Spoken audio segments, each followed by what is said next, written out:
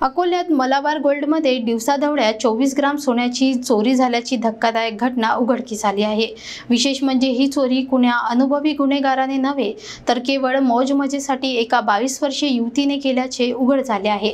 Hi fi life जगण्यासाठी तिने ही चोरी केल्याची धक्कादायक माहिती समोर आली आहे। अकोला स्थानिक गुन्हे शाखेच्या पथकाने ही चोरी 4 तास उघडकीस करून आरोपीस अटक केली आहे।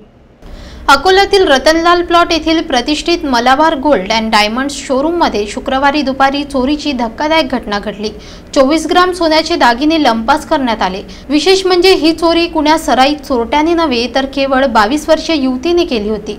पोलिसांनी दिलेल्या माहितीनुसार इशिता संतोष पांडे राहणार कैलास टेकडी अकोला हिने केवळ हायफाय मित्र मैत्रिणींच्या दुनियेत आपले स्टेटस दाखवण्यासाठी चोरीचा मार्ग निवडला। ती ग्राहक म्हणून शोरूम मध्ये आली आणि संधी साधून सोन्याचे दागिने पळवले।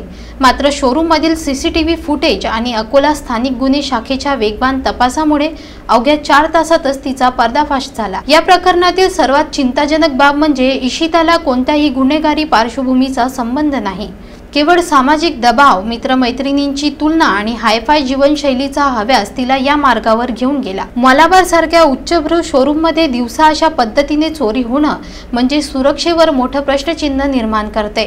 पोलिसांनी मोठा अनर्थ टाळला असला तरी सामाजिक दृष्ट्या ही घटना विचार करायला लावणारी आहे। पुढील तपासातून अजून काय धक्कादायक माहिती समोर येते याकडे सर्वांचं लक्ष लागलं आहे।